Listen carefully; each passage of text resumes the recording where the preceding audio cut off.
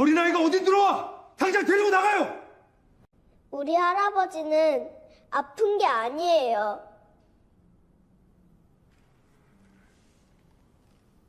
보미야.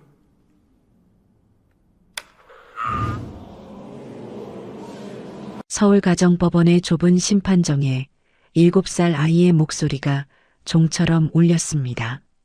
아이는 가쁜 숨을 몰아쉬고 있었습니다. 그 작은 두 손에는 분홍빛 장난감 녹음기가 들려 있었어요. 판사의 펜이 서류 위에서 우뚝 멈췄습니다. 서류에는 한 노인을 요양원에 가둘 수 있는 차가운 글자들이 적혀 있었어요. 휠체어에 앉은 백발의 노인은 약에 취한 듯 고개조차 들지 못했습니다. 정장 차림의 남자가 낯빛을 바꾸며 소리를 질렀습니다. 하지만 아이는 한 발짝도 물러서지 않았습니다. 그 한마디에 노인의 흐린 눈동자가 처음으로 흔들렸습니다.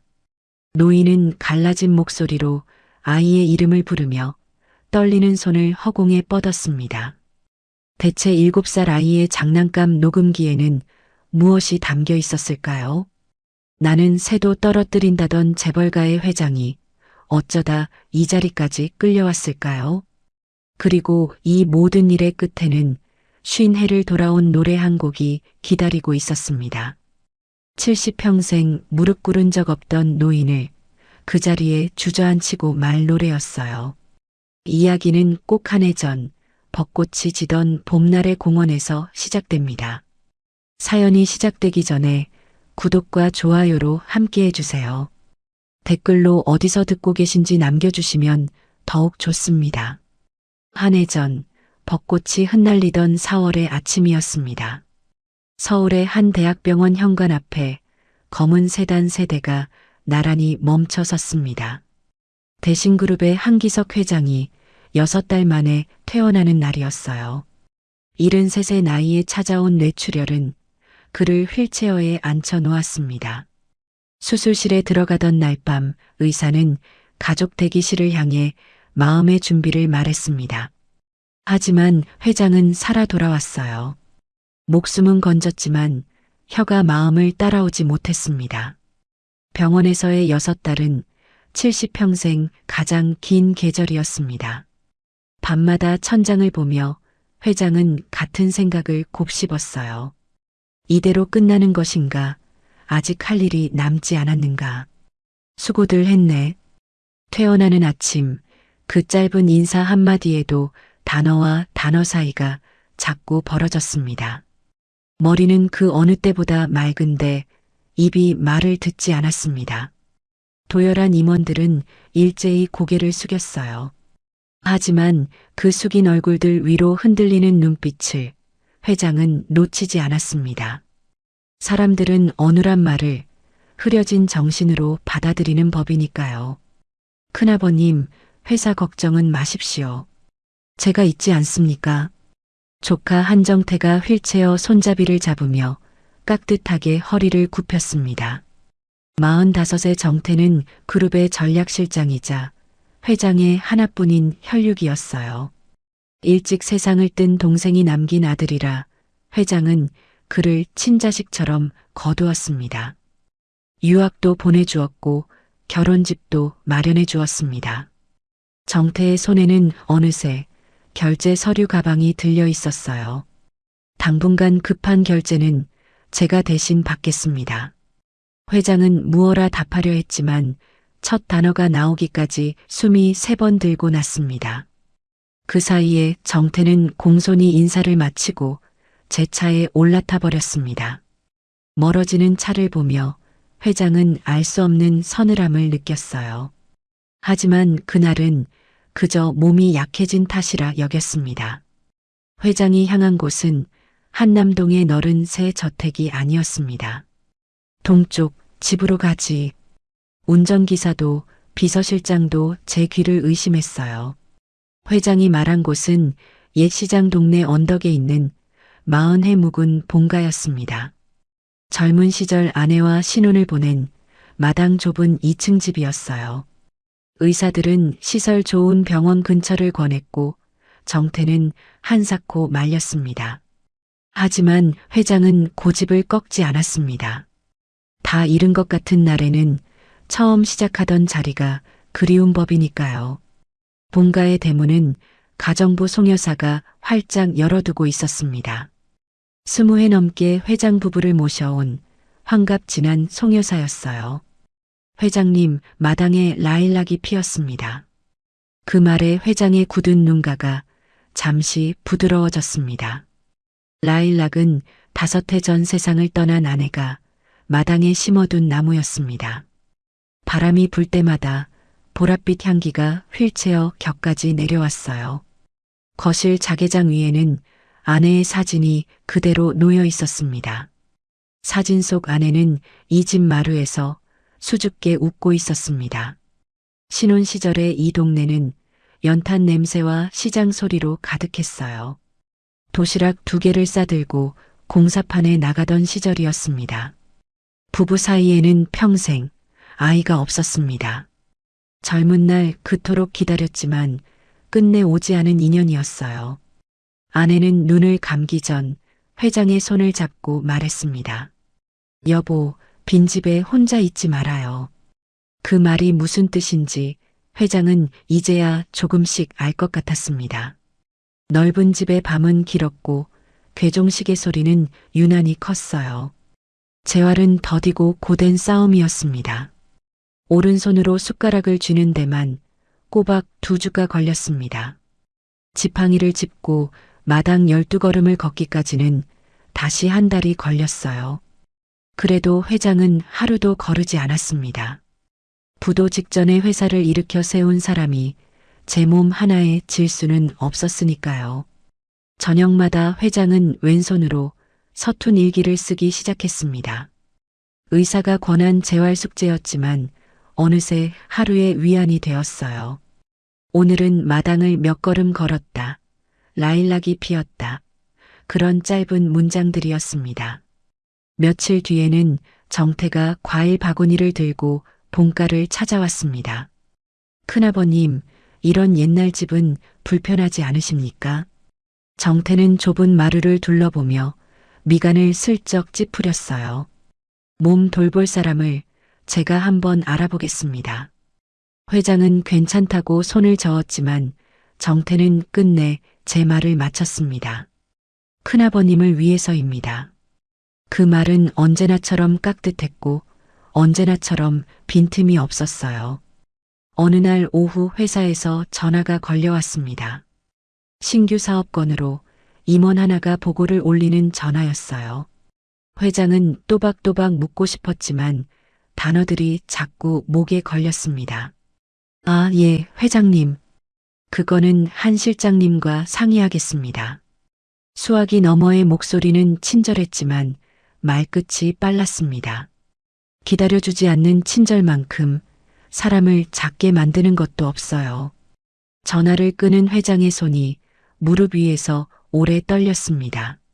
수천 명을 거느리던 사람이 이제 전화 한 통에 마음이 무너졌습니다. 송 여사는 그 모습을 보고도 못 본 척 조용히 찻잔만 바꾸어 놓았어요.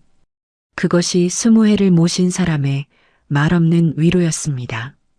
그날 저녁 회장은 송 여사에게 말했습니다. 내일부터 공원에 좀 나가야겠네. 본가 뒤편 언덕에는 동네 사람들이 오르내리는 작은 공원이 있었어요. 시장 쪽에서 올라오는 골목과 언덕길이 만나는 자리였습니다. 이튿날 오후 회장의 휠체어가 처음으로 공원에 올랐습니다.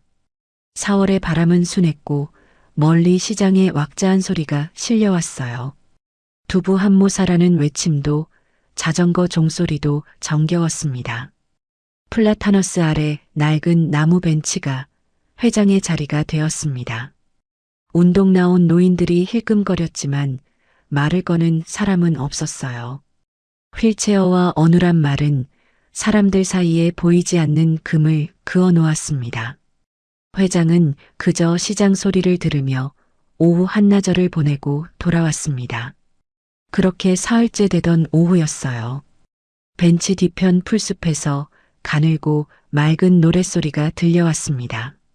서툰 동요 한 소절에 회장의 휠체어 바퀴가 천천히 멈춰 섰어요. 그리고 그 작은 노래가 닫혀있던 한 노인의 세상을 두드리기 시작했습니다. 노랫소리는 벤치 뒤 개나리 덤불 쪽에서 들려오고 있었습니다. 회장이 고개를 돌리자 노래가 뚝 멈췄어요. 덤불 사이로 까만 단발머리가 빼꼼 솟아올랐습니다. 7살쯤 되어 보이는 여자아이였습니다. 아이의 손에는 손바닥만한 분홍빛 장난감 녹음기가 들려 있었어요. 할아버지, 제 노래 들었어요? 아이는 부끄러워하기는커녕 또랑또랑한 눈으로 다가왔습니다. 여기는 제 연습 장소거든요. 회장은 뭐라 답하려 했지만 첫 단어가 좀처럼 나오지 않았습니다. 어른들 같으면 어색하게 웃으며 자리를 떴을 침묵이었어요. 하지만 아이는 그 침묵을 아무렇지 않게 기다렸습니다. 천천히 말해도 돼요. 우리 할머니도 가끔 그래요. 그 한마디에 회장의 굳은 어깨가 스르르 풀렸습니다. 노래가 듣기 좋았다. 그치요? 다음 주에 유치원에서 노래 자랑하거든요. 아이는 신이 나서 녹음기를 회장 앞에 내밀었습니다. 이거에다 녹음해서 자꾸 들으면서 연습해요. 낡은 장난감 녹음기는 아이 아빠가 사준 마지막 선물이라 했습니다. 빨간 단추를 누르면 녹음이 되고 노란 단추를 누르면 소리가 나왔어요. 할아버지는 이름이 뭐예요? 기석이. 그냥 기석 할아버지다. 대신그룹이라는 말은 끝내 입 밖에 내지 않았습니다. 휠체어의 어눌한 노인을 있는 그대로 봐주는 눈이 좋았기 때문이에요. 저는 윤봄이에요. 7살이에요. 아이는 고사리 손을 내밀어 회장의 주름진 손과 악수를 했습니다. 그것이 시작이었습니다. 봄이는 화요일과 금요일 오후마다 공원에 노래 연습을 하러 왔어요. 회장의 휠체어도 어느새 같은 시간에 벤치 곁을 지켰습니다. 아이는 노래를 부르고 노인은 박자에 맞춰 천천히 손뼉을 쳤어요. 할아버지, 박수가 자꾸 늦어요. 그게 내 박자다. 봄이가 까르르 웃으면 플라타너스 잎도 따라 흔들렸습니다. 신기한 일은 그 다음부터 일어났습니다. 봄이와 말을 주고받는 동안에는 단어가 덜 막히는 것이었어요. 아이는 회장의 말이 늦어도 한 번도 말을 끊지 않았습니다. 끝까지 기다렸다가 제 차례에만 조잘조잘 떠들었어요. 세상 누구도 주지 않던 그 기다림이 회장의 혀를 조금씩 풀어주었습니다. 회장은 저녁마다 왼손 일기에 그날의 공헌을 적기 시작했어요. 봄이가 부른 노래 제목이 일기장 한 줄을 차지하는 날이 늘었습니다. 봄이의 레퍼토리는 날마다 조금씩 바뀌었습니다. 어떤 날은 곰 3마리였고 어떤 날은 노을이 물든 가을 동요였어요. 음정이 틀려도 아이는 처음부터 다시 씩씩하게 불렀습니다. 틀리면 어때요? 우리 할머니가 그랬어요. 노래는 마음으로 부르는 거래요. 회장은 그 말을 그날 일기의 맨 윗줄에 적었습니다. 하루는 봄이가 턱을 괴고 회장을 빤히 올려다보았어요. 할아버지는 옛날에 무슨 일 했어요? 집 짓는 일을 했다. 우와, 목수예요? 우리 유치원도 지을 수 있어요? 그것보다는 조금 큰 집을 지었다. 거짓말은 아니었지만 다는 아닌 대답이었어요. 회장은 그 정도면 충분하다고 생각했습니다. 송 여사는 어느 날부터 휠체어 옆 주머니에 간식을 챙겨 넣었어요. 삶은 밤이며 귤이며 꼭 2사람 몫이었습니다. 공원 친구분 들이세요. 송 여사는 그 친구가 7살인 줄도 모르면서 싱긋 웃었습니다. 봄이는 귤을 받으면 꼭 반을 갈라 큰 쪽을 회장에게 내밀었어요. 할머니가 그랬어요. 맛있는 건 나눠 먹어야 2배래요. 비가 부슬부슬 내리던 화요일도 있었습니다. 오늘은 못 보겠구나 싶었는데 노란 우산 하나가 언덕을 콩콩 뛰어 올라왔어요. 비 오는 날은요, 빗소리가 반주가 돼요. 우산 아래에서 부르는 동요에 회장은 그만 소리내어 웃고 말았습니다. 지나가던 동네 노인들도 이제는 두 사람을 보며 인사를 건넸어요. 휠체어와 어눌한 말 사이에 그어져 있던 금이 어느새 지워지고 있었습니다. 어느 금요일에는 보미가 시무룩한 얼굴로 벤치에 앉았습니다. 왜 노래를 안 부르니? 녹음기가 이상해요. 소리가 안 나와요. 회장은 녹음기를 받아 왼손으로 한참을 들여다보았습니다. 건전지 뚜껑이 헐거워진 것 뿐이었어요. 손끝에 힘을 모아 뚜껑을 눌러 끼우자 노란 단추에서 노래가 다시 흘러나왔습니다. 할아버지 최고예요. 보미가 폴짝폴짝 뛰자 회장의 입가에 오랜만에 웃음이 번졌습니다. 다 죽어가던 마당에 본물이 오르는 것 같은 웃음이었어요. 그날 보미는 헤어지기 전에 녹음기 빨간 단추를 꾹 눌렀습니다. 할아버지도 한마디 해보세요. 기념이에요. 회장은 잠시 머뭇거리다가 천천히 또박또박 말했습니다. 보미야, 노래 자랑 1등 해라. 노란 단추를 누르자 제 목소리가 흘러나왔어요. 어눌하지만 분명한 세상에서 가장 느린 응원이었습니다. 보미는 그 녹음을 듣고 또 들으며 배꼽을 잡고 웃었어요. 할아버지 목소리, 곰 인형 같아요. 집으로 돌아오는 언덕길에서 회장은 문득 깨달았습니다. 오늘 하루 회사 생각을 한 번도 하지 않았다는 것을요. 밤낮 없이 따라붙던 무거운 생각들이 공원에만 오면 자취를 감췄습니다. 사람의 마음을 살리는 것은 크고 대단한 것이 아니었습니다. 제 말을 끝까지 들어주는 작은 귀 하나면 충분했어요. 그날 밤 일기장에는 평소보다 긴 문장이 적혔습니다. 오늘은 내 목소리가 누군가의 기념이 되었다. 쓰고 나서 회장은 그 문장을 오래 들여다보았습니다. 다음 화요일 보미는 노래 자랑에서 받은 종이 상장을 들고 달려왔습니다. 2등 했어요. 할아버지 응원 덕분이에요. 1등은 누가 했니? 몰라요. 그래도 우리 할머니가 잘했다고 국밥에 고기 많이 줬어요. 상장 귀퉁이에는 아이 글씨로 할아버지 고마워요라고 적혀 있었습니다. 회장은 그 삐뚤빼뚤한 글자를 한참이나 들여다보았어요. 보미는 으쓱하며 세상에서 제일 자랑스러운 말을 덧붙였습니다. 우리 할머니 국밥은요, 세상에서 제일 맛있어요. 회장은 허허 웃어넘겼습니다.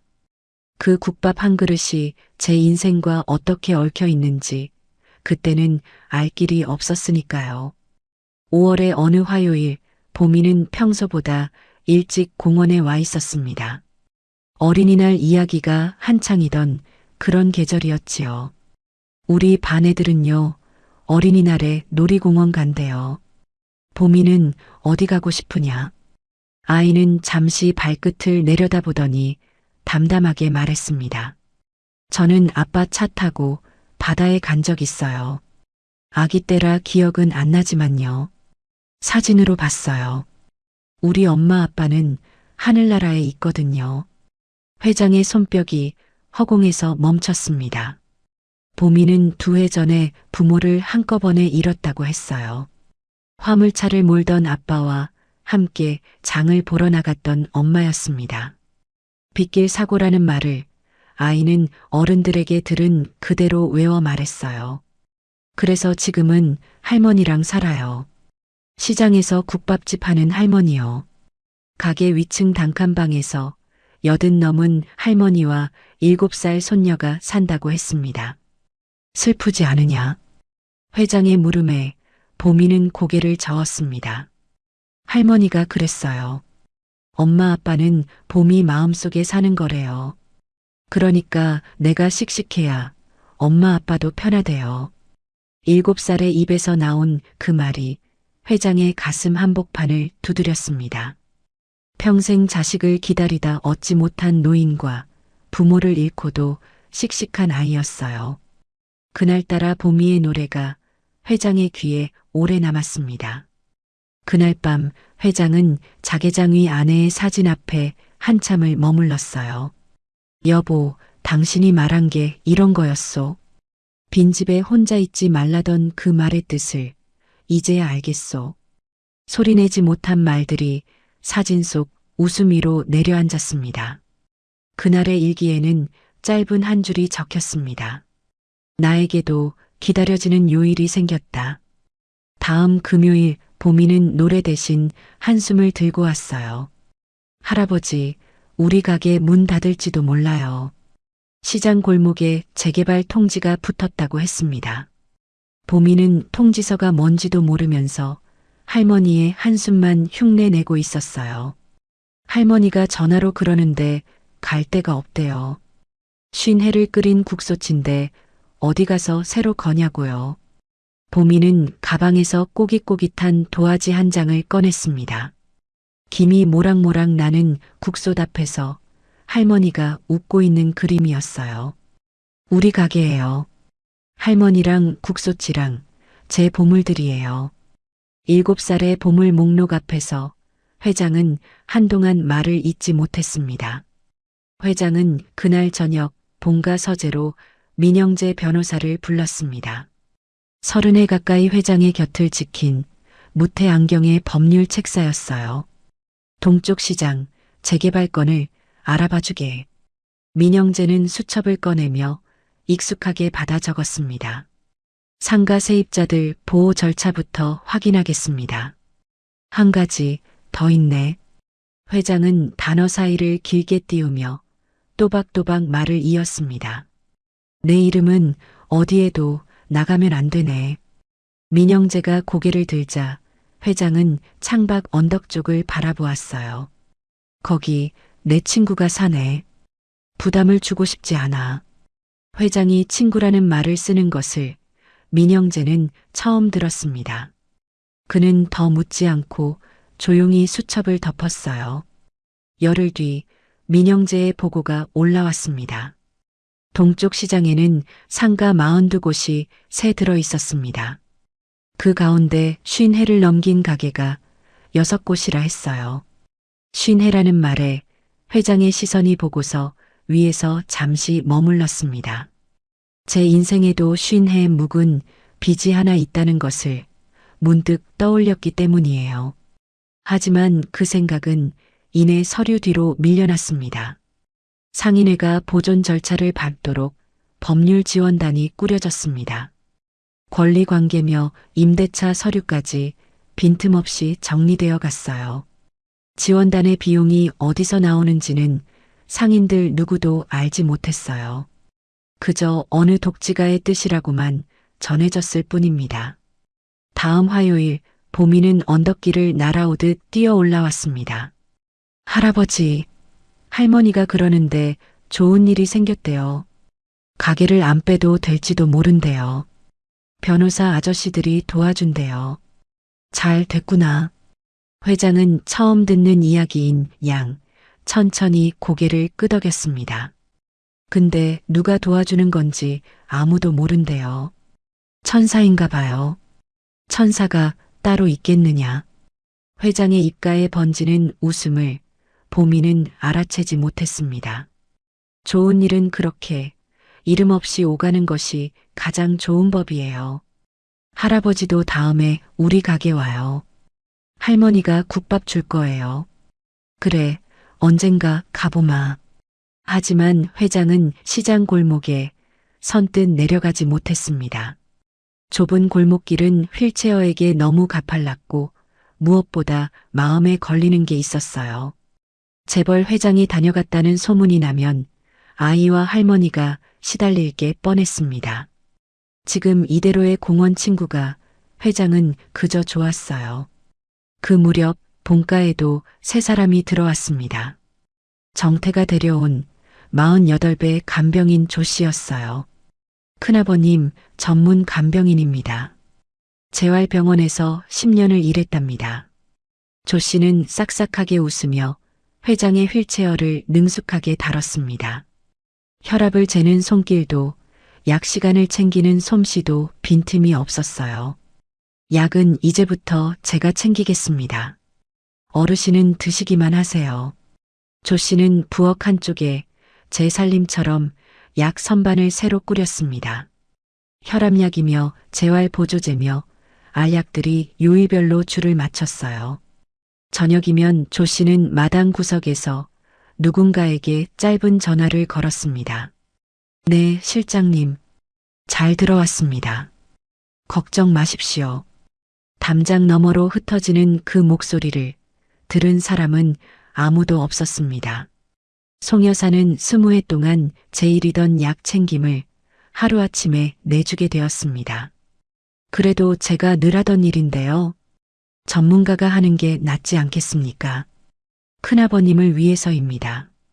정태의 그 말에 송 여사는 더 대꾸하지 못했습니다. 다만 부엌으로 돌아서는 그녀의 마음 한구석이 까닭없이 서걱거렸습니다. 그날 밤 조 씨는 회장의 약통을 선반에서 내려 제 가방 안으로 옮겨 담았어요. 어둑한 부엌 불빛 아래 알약 봉지들이 소리 없이 자리를 바꾸었어요. 그 작은 손놀림이 무엇을 데려올지 그때는 아무도 알지 못했습니다. 변하는 소리 없이 그러나 분명하게 찾아왔습니다. 6월로 접어들면서 회장의 혀가 다시 무거워지기 시작했어요. 봄내 풀려가던 말이 도로 엉키기 시작한 것입니다. 오늘은 그게 아침 인사 한마디에도 단어들이 자꾸만 길을 잃었습니다. 손끝의 떨림도 부쩍 심해져서 왼손 일기의 글씨가 무너져 내렸어요. 어제는 마당 20걸음을 걸었는데 오늘은 10걸음이 버거웠습니다. 재활이란 게 원래 오르락 내리락 합니다. 어르신. 조 씨는 약봉지를 내밀며 한결같이 싹싹하게 웃었습니다. 약 잘 챙겨 드시는 게 제일입니다. 회장은 고개를 끄덕이며 내미는 알약을 받아 삼켰습니다. 그 알약이 무엇인지 의심할 이유가 없었으니까요. 이상한 것은 몸만이 아니었습니다. 한낮인데도 머리에 안개가 낀 듯 생각이 자꾸 끊겼어요. 어제 일이 가물가물하고 방금 들은 말이 손가락 사이로 빠져나갔습니다. 조 씨가 데려간 병원의 젊은 의사는 차트를 보며 말했어요. 인지 기능이 떨어지고 있습니다. 혈관성 치매 초기로 보입니다. 치매라는 두 글자가 회장의 가슴에 돌덩이처럼 내려앉았습니다. 정태는 그 진단서를 들고 그룹 이사회에 들어갔습니다. 큰아버님의 건강이 안타깝게도 여기까지 왔습니다. 회의실 화면에는 진단서와 함께 회장의 어눌한 연설 영상이 띄워졌습니다. 지난달 창립 기념식에서 단어가 막혀 한참을 침묵하던 장면이었어요. 이게 우리 그룹 총수의 현재입니다. 결단이 필요한 때입니다. 임원들은 서로의 눈치를 보다가 하나둘 고개를 끄덕였습니다. 회장에게 올라가던 보고서가 그 주부터 정태의 책상으로 방향을 틀었습니다. 며칠 뒤에는 경제신문 한 귀퉁이에 작은 기사가 실렸어요. 대신그룹 한 회장 건강 악화, 경영 일선 퇴진 수순이라는 제목이었어요. 기사를 쓴 기자가 누구와 점심을 먹었는지는 아무도 묻지 않았습니다. 사업복도에서는 임원들이 낮은 목소리로 수군거렸습니다. 이제 한 실장 시대지. 줄을 잘 서야 해. 지난 설날 본가 마당에서 세배하던 이들이 가장 먼저 등을 돌렸어요. 사람의 마음이란 게 그렇게 해바뀌는 쪽으로 기우는 법입니다. 본가의 풍경도 달라졌어요. 회장을 찾아오던 임원들의 발길이 거짓말처럼 끊겼습니다. 정태가 면회를 정리하고 있었다는 것을 회장은 알지 못했어요. 큰아버님은 안정이 필요하십니다. 면회는 제가 정리하겠습니다. 전화기마저 조 씨의 손을 거치게 되면서 본가는 조용한 섬이 되었습니다. 40년 지기인 운전기사 박 씨가 안부차 들렀다가 대문 앞에서 발길을 돌렸습니다. 어르신이 쉬셔야 한다는 말에 박 씨는 들고 온 홍시 한 봉지만 놓고 갔어요. 송 여사가 그 홍시를 올리며 박 씨 이야기를 꺼내자 회장은 한참 만에 물었습니다. 박 기사가 왔었나? 온 줄도 몰랐던 손님의 이름을 회장은 그날 일기에 적어두려다 그만두었습니다. 그래도 회장에게는 화요일과 금요일이 남아 있었어요. 벤치에 앉아 보미의 노래를 듣는 동안에는 머릿속 안개가 조금 걷혔습니다. 할아버지, 요즘 왜 자꾸 졸아요? 약이 독한가 보다. 무심코 한 그 말이 사실은 진실에 가장 가까운 말이었습니다. 하지만 그때는 회장 자신도 그저 농담처럼 흘려보냈어요. 어느 금요일 회장은 공원에서 깜빡 잠이 들었습니다. 눈을 떠보니 보미가 제 분홍 점퍼를 회장의 무릎에 덮어놓고 있었습니다. 감기 걸리면 안 되니까요. 우리 할머니가 그랬어요. 아픈 사람은 따뜻하게 해줘야 빨리 낫는데요. 그 작은 점퍼 한 장이 회장의 마음을 한참 동안 데웠습니다. 할아버지, 다음 주에는요, 제가 새로 배운 노래 들려드릴게요. 우리 할머니가 제일 좋아하는 노래예요. 연습 많이 했어요. 보미는 새끼손가락을 내밀어 회장의 주름진 손가락에 걸었습니다. 그 약속이 무엇을 깨우게 될지 두 사람은 알지 못했어요. 집으로 돌아온 회장은 떨리는 왼손으로 일기를 펼쳤어요. 보미가 점퍼를 덮어주었다. 까지 쓰고 연필이 멈췄습니다. 다음 글자가 도무지 떠오르지 않았기 때문이에요. 1시간을 앉아 있다가 회장은 일기장을 덮었습니다. 정말 병이 깊어지는 것일까? 아니면 무언가 다른 일이 벌어지고 있는 것일까? 의심은 안개 속에서 잠깐 고개를 들었다가 이내 도로 가라앉았습니다. 의심을 붙잡아둘 기억력조차 자꾸만 미끄러졌기 때문이에요. 멀쩡하던 사람이 무너지는 데에는 그리 오랜 시간이 걸리지 않았습니다. 그날 밤 송 여사는 부엌에서 약 선반을 오래 바라보았어요. 20회를 챙긴 약들과 조 씨가 새로 들인 약 봉지가 어딘가 달랐습니다. 알약의 빛깔이 예전보다 짙어 보였던 것입니다. 조 선생님, 약이 바뀌었나요? 병원 처방이 바뀌었습니다. 어르신 상태에 맞춘 겁니다. 조 씨의 대답은 매끄러웠고 송 여사는 더 물을 말을 찾지 못했습니다. 의심은 들었지만 증거가 없었어요. 가정부가 간병인의 일에 토를 달았다가는 쫓겨나면 그만이었습니다. 쫓겨나면 회장 곁에 저 사람들만 남게 될 터였어요. 송 여사는 입을 다물기로 했습니다. 다만 그날부터 약 봉지의 개수를 몰래 세어두기 시작했어요. 그것이 그녀가 할 수 있는 가장 작고 용감한 일이었습니다. 달력 뒷장에 발을 정자를 그어가며 송 여사는 하루하루를 적어 나갔습니다. 무엇을 위한 기록인지는 그녀 자신도 아직 알지 못했어요. 다만 언젠가 이 숫자들이 필요한 날이 올 것 같은 그런 예감뿐이었습니다. 한편 정태의 서재에서는 밤마다 서류가 쌓여갔습니다. 회장 명의의 주식과 부동산 목록이 형광펜으로 줄줄이 그어졌어요. 책상 위에는 성년후견이라는 글자가 박힌 법률 책자가 펼쳐져 있었습니다. 판단력을 잃은 어른의 재산을 후견인이 대신 관리하는 제도였어요. 정태는 그 페이지의 귀퉁이를 정성스럽게 접어두었습니다. 사실 정태에게는 시간이 많지 않았습니다. 몰래 손댄 주식 투자가 거듭 무너지면서 빚이 눈덩이처럼 불어나 있었어요. 회사 돈에까지 손을 댄 흔적은 언제 터질지 모르는 폭탄이었습니다. 큰아버지의 재산만이 그 구멍을 메울 유일한 길이었어요. 큰아버님을 위해서야.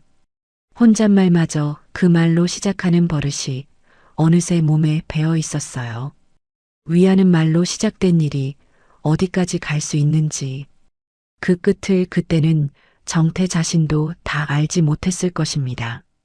약속한 화요일, 보미는 벤치 앞에 똑바로 서서 헛기침을 2번 했습니다. 오늘 부를 노래는요, 우리 할머니가 제일 좋아하는 노래입니다. 유치원 발표회처럼 꾸벅 인사까지 하고 아이는 노래를 시작했어요. 엄마가 섬그늘에 굴 따러 가면 아기가 혼자 남아 집을 보다가 첫 소절이 공원의 바람을 타고 회장의 귀에 닿은 순간이었습니다. 쿵 하고 가슴 깊은 곳에서 무언가가 내려앉았습니다. 바다도 다녀온 적 없는 노인의 눈앞에 까닭 모를 풍경이 어른거렸어요. 좁은 부엌, 피어오르는 김 그리고 그 김 너머에서 들려오던 낮은 콧노래. 잡으려 하면 흩어지는 안개 같은 풍경이었습니다. 할아버지, 왜 그래요? 노래를 마친 보미가 눈을 동그랗게 뜨고 물었습니다. 회장의 주름진 뺨 위로 눈물 한 줄기가 소리 없이 흘러내리고 있었어요. 글쎄다. 늙으면 눈물이 해퍼진다더니. 회장은 손등으로 뺨을 훔치며 어색하게 웃었습니다. 슬퍼서 나온 눈물이 아니었습니다. 아주 오래전에 두고 온 무언가가 노래를 타고 가슴을 두드린 것이었어요.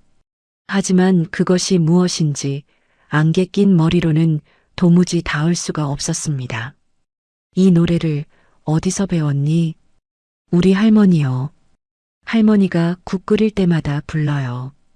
가게에서 국솥 저으면서요. 그래서 우리 할머니 국밥에서는 노래 맛이 난대요. 노래 맛이라는 말에 회장은 픽 웃고 말았습니다. 그러면서도 가슴 한구석의 저릿함은 좀처럼 가시지 않았어요. 한 번 더 불러줄 수 있겠니? 보미는 신이 나서 이번에는 둘째 소절까지 불렀습니다.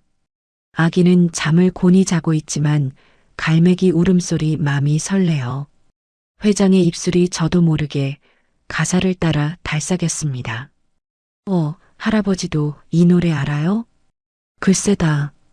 아는 것도 같구나. 어디서 배웠는지는 떠오르지 않는데 입은 가사를 기억하고 있었어요. 머리가 잊은 것을 몸이 기억할 때 사람은 제일 쓸쓸해지는 법입니다. 그날 보미는 도시락을 싸들고 와 있었습니다. 소풍 가는 날이라며 할머니가 김밥을 말아준 것이었어요. 보미가 도시락 보자기를 풀자 낡은 천주머니 하나가 또르르 굴렀습니다. 수저를 넣어 다니는 손바닥만 한 주머니였어요. 바랜 무명천에는 금이 간 뚝배기 무늬가 촘촘히 수놓아져 있었습니다. 그건 무슨 무늬냐? 깨진 뚝배기래요. 할머니가 옛날 가게 그릇이랑 똑같이 수놓은 거래요. 금이 가도 버리면 안 된대요. 금간자리로 정이 스민다나 뭐라나. 보미는 어른 말투를 흉내내며 고개를 절레절레 저었습니다. 아이는 김밥 한 줄을 반으로 갈라 큰 쪽을 회장에게 내밀었어요. 참기름 냄새가 고소한 두툼한 시장 김밥이었습니다. 우리 할머니 김밥은요, 꽁다리가 제일 맛있어요. 한 입 베어 문 회장의 혀끝에 깊고 순한 간이 번졌습니다. 어디서 먹어본 듯한 맛이라는 생각이 또 안개 속을 스쳐 지나갔어요. 금이 간 뚝배기. 그 말이 회장의 안개 속에서 또 하나의 풍경을 흔들었어요. 설익은 기억의 조각들이 잡힐 듯 잡히지 않고 맴돌았습니다. 보미야, 부탁이 하나 있다. 회장은 주머니에서 손수건을 꺼내 무릎을 정리하며 천천히 말했습니다. 아까 그 노래를 녹음기에 담아줄 수 있겠니? 제 노래를요? 그럼요. 보미는 신이 나서 빨간 단추를 누르고 아까보다 더 정성껏 노래를 불렀어요. 엄마가 섬그늘에 굴 따러 가면 바람소리와 새소리까지 함께 담긴 세상에 하나뿐인 녹음이었습니다. 이건 할아버지 빌려드릴게요. 우리 아빠 거니까 꼭 돌려주셔야 해요. 보미는 분홍 녹음기를 회장의 손에 쥐어주었습니다.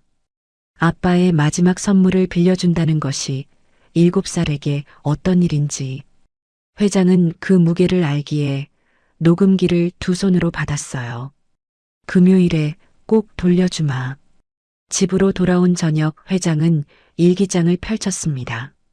떨리는 왼손으로 한자 한자 눌러 적었어요. 이 노래를 아는 것 같다. 어디서더라. 어디서더라. 같은 물음이 2번 적힌 일기는 그날이 처음이었습니다. 그날 밤 본가의 서재에 낮은 노랫소리가 흘렀습니다. 회장은 노란 단추를 누르고 또 누르며 그 노래를 듣고 또 들었어요. 눈을 감으면 풍경이 조금씩 선명해졌습니다. 연탄 냄새가 나는 좁은 부엌이었습니다. 국솥에서 피어오르던 김 그 너머에서 등을 보이고 선 누군가. 그 사람이 저 노래를 나직나직 부르고 있었습니다. 거기까지 닿으면 풍경은 번번이 안개 속으로 무너졌어요. 언제적 일인지 어디서 본 얼굴인지 끝내 떠오르지 않았습니다. 내가 정말 망가지고 있는 모양이군. 회장은 씁쓸하게 중얼거리며 녹음기를 머리맡에 두고 잠들었습니다. 그날따라 꿈자리가 이상하리만치 따뜻했어요. 금요일이 되자 회장은 약속대로 녹음기를 돌려주었습니다. 잘 들었다. 덕분에 좋은 꿈을 꿨다. 그치요? 우리 할머니 노래는 자장가도 되고 응원가도 돼요. 보미는 녹음기를 가방 깊숙이 넣으며 의기양양하게 말했습니다. 그 모습을 보며 회장은 처음으로 보미의 할머니가 궁금해졌어요. 국솥을 저으며 저 노래를 부른다는 80 넘은 할머니. 언젠가 다리에 힘이 붙으면 국밥 한 그릇 하러 가야겠다고 생각했습니다. 그 언젠가가 어떤 모습으로 올지는 짐작도 하지 못한 채였어요. 한편 서재 밖 복도에서는 송 여사가 걸음을 멈춘 밤이 있었습니다.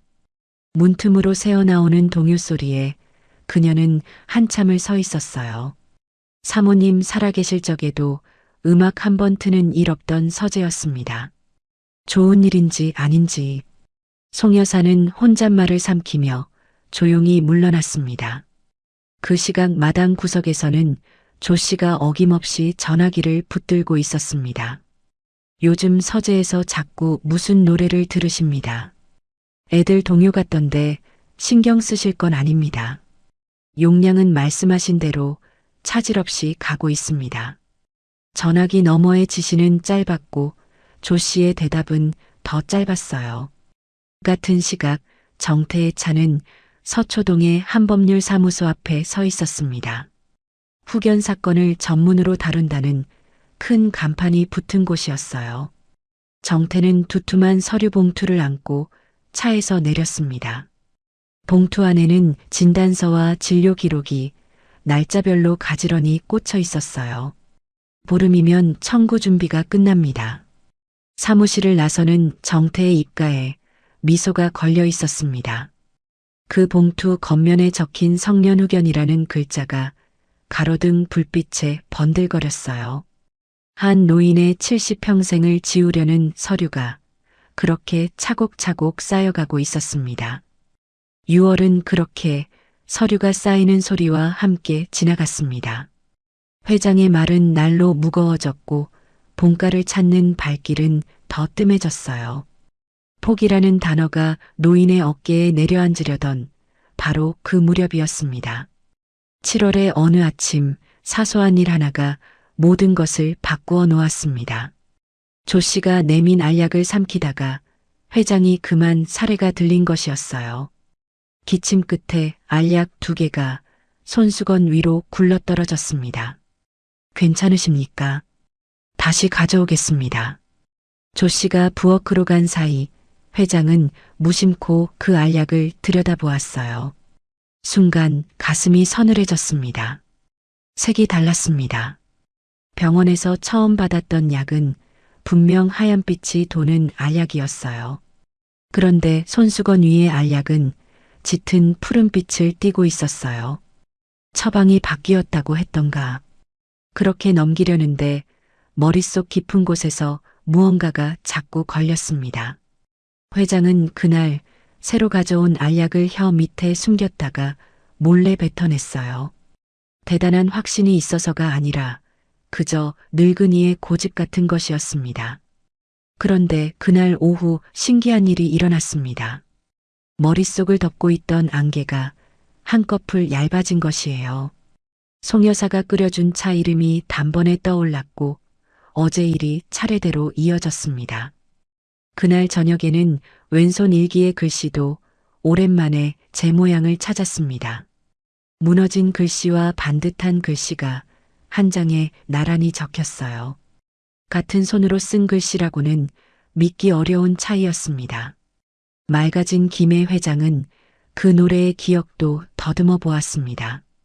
연탄 냄새 나는 부엌과 등을 보인 그 사람. 하지만 그 풍경만은 맑아진 머리로도 끝내 열리지 않았어요. 약보다 더 깊은 세월이 그 문을 잠가두고 있었던 모양입니다. 우연인가 싶어 회장은 다음 날도 약을 뱉었습니다. 안개는 더 얇아졌어요. 사흘째가 되자 회장은 거울 앞에서 또렷하게 말할 수 있었습니다. 내 이름은 한기석이다. 단어 사이의 골짜기가 눈에 띄게 좁아져 있었습니다. 그제야 회장은 등골이 오싹해지는 진실 앞에 섰어요. 병이 아니었습니다. 약이었습니다. 누군가 일부러 멀쩡한 사람을 안개 속에 가두고 있었던 거예요. 그리고 그 약을 매일 손에 들고 오는 사람은 단 한 명뿐이었습니다. 조 씨, 그리고 조 씨를 데려온 정태. 거기까지 생각이 닿자 회장은 고개를 세차게 저었습니다. 친자식처럼 키운 조카였습니다. 유학 보낼 때 공항에서 울던 녀석이고 결혼식 날 큰절을 올리던 녀석이었어요. 설마 그 아이가 설마. 하지만 의심은 한번 싹 트면 뿌리부터 자라는 법입니다. 회장은 증거를 모으기로 했습니다. 뱉어낸 알약들을 휴지에 싸서 서재 책장 뒤편에 숨겨두었어요. 일기장에는 떨리는 글씨로 짧게 적었습니다. 약이 이상하다. 색이 다르다. 일기장은 책상 서랍 깊숙이 신문지 밑에 옮겨두었어요. 늙은 몸으로 벌이는 외로운 싸움이 그렇게 시작되었습니다. 하지만 운이 거기까지였습니다. 나흘째 되던 날 조 씨가 청소를 하다가 책장 뒤에 휴지 뭉치를 찾아낸 것이에요. 알약 6개가 고스란히 쌓여 있는 그 휴지 뭉치를요. 어르신, 약을 안 드시면 큰일 납니다. 조 씨의 목소리는 여전히 친절했지만 눈빛은 전과 달랐습니다. 그날 저녁부터 약 먹는 풍경이 바뀌었어요. 조 씨는 회장이 알약을 삼키는 것을 확인하고 입안까지 들여다보았습니다. 물컵이 빌 때까지 곁을 떠나지 않았어요. 멀쩡한 정신이 다시 안개 속으로 끌려 들어가기 시작했습니다. 회장은 마지막 힘을 다해 도움을 청하기로 했어요. 먼저 송 여사를 서재로 불렀습니다. 송 여사, 약이, 그 약이. 하지만 다시 무거워진 머리가 혀를 묶었습니다. 약이 바뀌었다는 그 한 문장이 끝내 입 밖으로 나오지 못했습니다. 네, 회장님. 약 잘 챙겨 드시라는 말씀이시지요. 송 여사는 안타까운 얼굴로 무릎 담요만 고쳐 덮어주었습니다. 다음으로 회장은 거실의 전화기를 찾았습니다. 민영재의 번호를 누르는 손이 사시나무처럼 떨렸어요. 신호가 2번 가기도 전에 수화기 위로 조 씨의 손이 내려앉았습니다. 어르신, 밤늦게 전화는 실례입니다. 제가 대신 전해드리겠습니다. 누구신가요?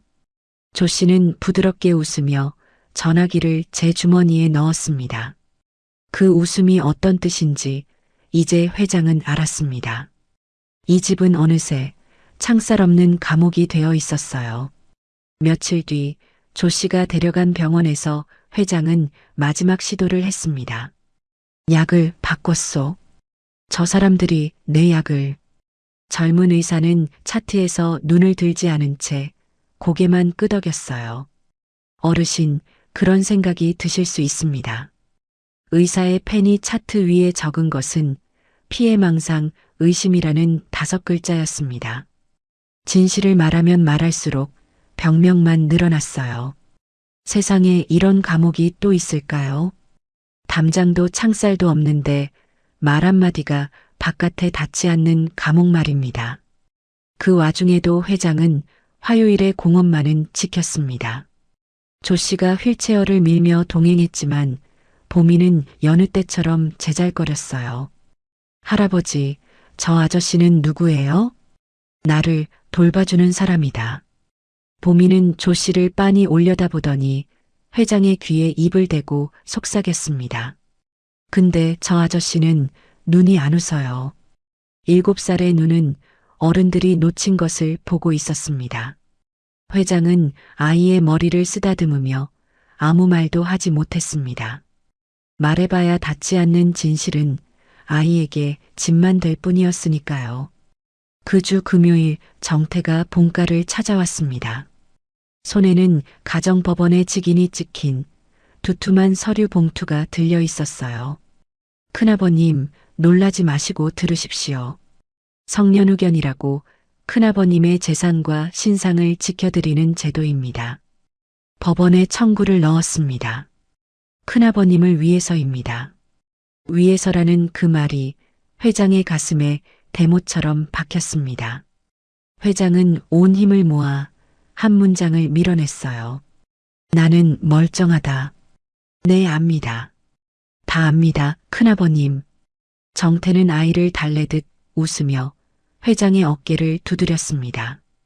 그 손길 아래에서 회장의 주먹이 떨리다가 천천히 풀렸어요. 분노보다 깊은 것은 철저한 무력함이었습니다. 돌아가는 길에 정태는 현관에서 조 씨를 따로 불러 세웠어요. 심판 기일까지 한눈 팔지 마세요. 수당은 약속대로 2배로 챙겨드리겠습니다. 낮게 오간 그 말들은 닫힌 문 안쪽까지는 닿지 않았습니다. 그날 밤 회장은 잠들지 못했습니다. 천장을 보며 회장은 수없이 자문했어요. 내가 무엇을 잘못 키운 것일까? 돈이 사람을 바꾼 것일까? 아니면 원래 그런 아이였을까? 답이 나오지 않는 물음만 어둠 속에 쌓여갔습니다. 이튿날 소식을 들은 민영재가 본가로 달려왔습니다. 30년을 모신 변호사가 대문 앞에서 가로막혔어요. 가족 일입니다. 외부인은 면회가 안 됩니다. 조 씨의 등 뒤로 정태의 차가 마당에 서 있는 것이 보였습니다. 민영재는 닫힌 대문을 한참 올려다보다가 발길을 돌렸어요. 이제 회장의 곁에는 화요일과 금요일의 공원만이 남아 있었습니다. 그리고 그 마지막 숨구멍마저 곧 닫히려 하고 있었습니다. 8월에 접어들자 본가의 공기가 달라졌습니다. 복도에는 낯선 종이 상자들이 하나둘 쌓이기 시작했습니다. 심판 기일까지 요양병원에 모시는 게 좋겠습니다. 정태는 그것도 큰아버님을 위해서라고 했습니다. 시설 좋은 곳으로 미리 옮겨 안정을 찾으셔야 법원도 안심한다는 말이었어요. 말은 부드러웠지만 뜻은 분명했습니다. 이 집에서 나가시라는 것이었어요. 회장은 짐을 싸는 조 씨를 보며 아무 말도 하지 않았습니다. 안개 낀 머리로도 알 수 있었습니다. 한번 저 문을 나서면 다시 돌아오기 어렵다는 것을요. 짐 상자 사이에서 회장은 일기장만은 손에서 놓지 않았습니다. 조 씨가 짐에 넣으라 해도 무릎 위에 꼭 끌어안았습니다. 무너진 글씨와 반듯한 글씨가 함께 적힌 제 정신의 증거였으니까요. 송 여사는 부엌에서 소리 죽여 눈물을 훔쳤습니다. 회장님 가시면 이 집은 누가 지킵니까? 자네가 지켜주게.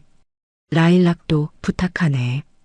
20회를 모신 가정부에게 회장은 그렇게 집과 나무를 맡겼습니다. 달력 뒷장에 바를 정자는 어느새 석 달치가 쌓여 있었습니다. 송 여사는 그 달력을 떼어 행주 서랍 깊숙이 숨겼어요. 이송 전날은 금요일이었습니다. 마지막으로 공원에 가고 싶네. 회장의 청을 조 씨는 잠시 재다가 마지못해 휠체어를 밀었습니다. 어차피 내일이면 끝나는 산책이었으니까요. 그날따라 하늘은 야속할 만큼 맑았습니다. 매미 소리가 플라타너스 가지마다 가득했어요. 회장은 벤치 곁에 멈춘 휠체어에서 공원을 천천히 눈에 담았습니다. 봄이와 처음 만난 개나리 덤불, 함께 귤을 나눠 먹던 낡은 벤치, 노란 우산이 콩콩 뛰어오던 저 언덕길. 한 해도 안 되는 짧은 시간이 70평생보다 따뜻했습니다. 회장은 외투 주머니에서 작은 종이봉투 하나를 꺼냈습니다. 봄이에게 주려고 챙겨둔 귤 2알이었어요. 오늘이 화요일도 금요일도 아니라는 것을 회장도 알고 있었습니다. 그래도 행여나 하는 마음을 차마 접지 못한 것이었어요. 회장은 봉투를 벤치 한쪽에 가만히 내려놓았습니다. 그런데 그 시각 벤치 뒤 덤불 속에는 작은 그림자가 숨어 있었어요. 봄이었습니다.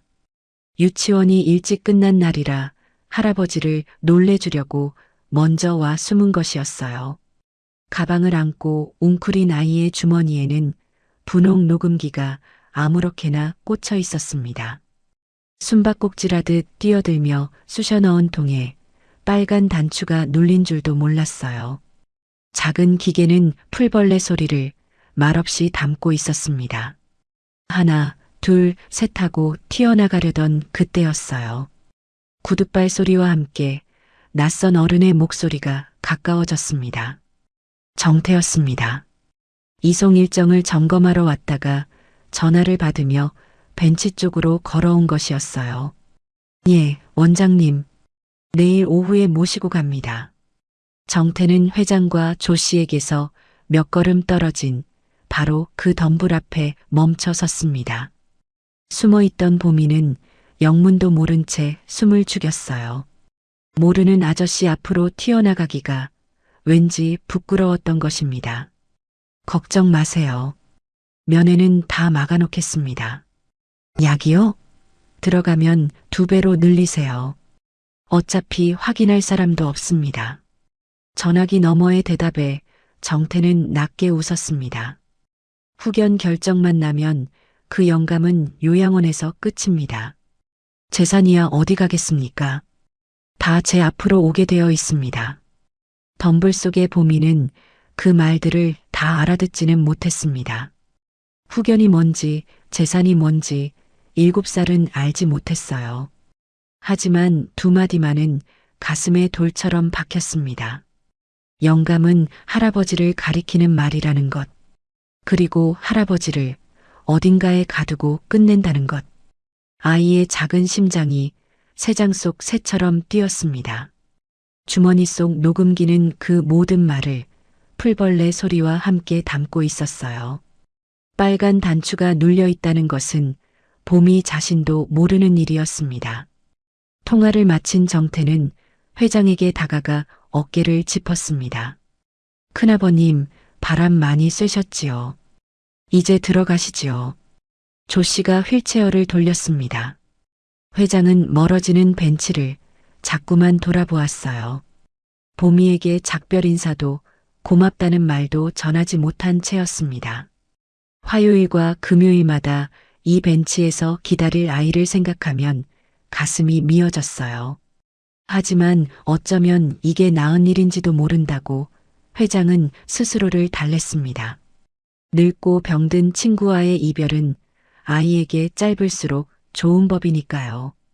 휠체어가 언덕을 내려가고 한참이 지나서야 봄이는 덤불에서 기어 나왔습니다. 공원에는 매미 소리만 빈 벤치 위에 쏟아지고 있었습니다. 할아버지, 조그맣게 불러보았지만 대답하는 사람은 없었습니다. 그때 벤치 위에 종이봉투가 아이의 눈에 들어왔습니다. 안에는 귤 2알이 나란히 들어 있었어요. 보미는 그것이 누가 두고 간 것인지 단번에 알았습니다. 내 거랑 할아버지 거다. 아이는 귤 하나를 꺼내 들고 한참을 만지작거렸습니다. 까먹지도 못하고 가방에 넣지도 못한 채로요. 아이는 노을이 내릴 때까지 빈 벤치 곁에 쪼그려 앉아 있었어요. 화요일에도 그 다음 금요일에도 휠체어는 공원에 오지 않았습니다. 보미는 매번 노래를 연습하며 기다리다가 혼자 언덕을 내려갔어요. 이송날 아침 검은 승합차가 본가 마당에 들어섰습니다. 회장은 일기장을 품에 안은 채 차에 올랐어요. 대문 앞에서 송 여사가 끝내 참았던 울음을 터뜨렸습니다. 회장님, 꼭 돌아오셔야 합니다. 회장은 창문 너머로 마당의 라일락을 마지막으로 눈에 담았어요. 차가 골목을 빠져나갈 때 시장 쪽 지붕들이 잠깐 스쳐 지나갔습니다. 저 어디쯤에서 보미가 노래를 부르고 있겠구나. 그 생각 하나로 회장은 눈을 감았어요.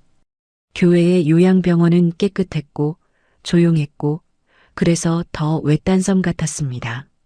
면회 명단에는 단 2사람, 정태와 조 씨의 이름만 올라 있었어요. 국밥집 위층 단칸방, 그날 밤이었습니다. 보미는 잠자리에 누워 천장을 보다가 물었어요. 할머니, 재판이 뭐야? 말순의 손에서 부채질이 멈췄습니다. 재판은 갑자기 왜? 공원 아저씨들이 그랬어. 할아버지를 가둔대. 후견인가 뭔가 되면 요양원에서 끝이래. 아이의 입에서 나온 말들에 말순의 눈썹이 깊게 모였습니다. 보미야, 그게 무슨 소리냐? 누가 누구를 가둬? 몰라. 그치만 무서웠어, 할머니. 보미는 이불을 끌어안으며 기어들어가는 목소리로 말했습니다. 우리 할아버지 공원에도 이제 안 와. 말순은 손녀의 등을 토닥이며 어두운 천장을 오래 바라보았습니다. 아이가 잘못 들은 말이겠거니 하면서도 가슴 한구석이 이상하게 무거웠어요. 그 밤 가방 속 분홍 녹음기에는 아무도 모르는 목소리가 잠들어 있었습니다. 한 노인의 남은 인생을 통째로 바꿀 7살의 우연이었습니다. 요양병원의 밤은 본가의 밤보다 깊고 길었습니다. 회장은 좁은 침대에 누워 하얀 천장을 바라보았어요. 약 기운에 잠긴 머릿속을 그 노래 한 소절이 떠다녔습니다. 엄마가 섬 그늘에 굴 따러 가면 안개 속을 헤매던 기억이 그날 밤 꿈에서 문득 문을 열었습니다. 50해 전 24살의 한기석이 거기 서 있었어요. 그 시절의 기석은 가진 것이 없는 청년이었습니다. 노름에 빠진 아버지가 야반도주를 하면서 빚더미만 남기고 사라진 뒤였어요. 고등학교 졸업장 한 장 들고 올라온 서울에서 기석은 공사판을 떠돌았습니다. 지게로 벽돌을 전하르고 등짐으로 시멘트를 옮기는 날품팔이였어요. 잠은 공사장 한바에서 새우잠으로 때우고 품삯은 고스란히 빚쟁이에게 붙였습니다. 그 시절 기석의 하루는 끼니를 거르는 일로 시작해 끼니를 거르는 일로 끝났어요. 한바에서는 밥때마다 고깃국 냄새가 담을 넘어왔습니다. 하지만 한 끼 100원이 아까워 기석은 수돗물로 배를 채우는 날이 많았어요. 19살의 겨울도 20살의 겨울도 그렇게 지나갔습니다. 그러던 어느 늦가을이었습니다. 사흘을 굶고 동쪽 시장 골목을 지나던 기석이 그 자리에 주저앉고 만 거예요. 눈앞이 핑 돌고 다리에 힘이 풀린 것입니다. 그때 코끝으로 구수한 국 냄새가 흘러들었습니다. 무허가 시장 귀퉁이에 작은 국밥집이었어요. 간판도 없이 솥 하나 걸어놓은 천막 같은 가게였어요. 30간 넘은 젊은 안주인이 등에 아기를 업은 채 국솥을 적고 있었습니다. 시장 사람들은 그녀를 그저 새댁이라고 불렀습니다. 새댁은 가게 앞에 주저앉은 청년을 한참 내려다보았어요. 그러고는 아무 말 없이 김이 오르는 뚝배기 하나를 내왔습니다. 먹어요. 돈은 됐으니. 기석은 염치도 있고 그 국밥을 단숨에 비웠습니다. 뜨거운 국물이 목구멍을 타고 내려가자 눈물이 핑 돌았습니다. 배가 불러서 나는 눈물이 아니었어요. 사람 대접을 받았다는 것이 그저 사무치게 고마웠던 것입니다. 젊은 사람이 굶고 다니면 못 써요. 새댁은 빈 그릇을 거두며 무뚝뚝하게 한마디를 보탰습니다. 그날부터 기석은 가끔 그 국밥집 신세를 졌습니다. 품삯을 받은 날에는 값을 치렀지만 빈손인 날이 더 많았어요. 새댁은 빈손인 날에도 그릇 가득 국밥을 퍼주었습니다. 국을 푸는 새댁의 입에서는 늘 낮은 콧노래가 흘렀습니다. 엄마가 섬그늘에 굴 따러 가면 등에 업힌 아기를 어르는 자장가이기도 했습니다. 포대기 속 사내 아이는 노래만 들으면 신기하게 칭얼거림을 멈췄어요. 기석이 곁눈질로 웃어 보이면 아기는 까만 눈으로 말똥말똥 마주 보았습니다. 훗날 그 눈빛을 다시 만나게 될 줄은 기석은 꿈에도 몰랐습니다. 새댁은 왜 맨날 그 노래요?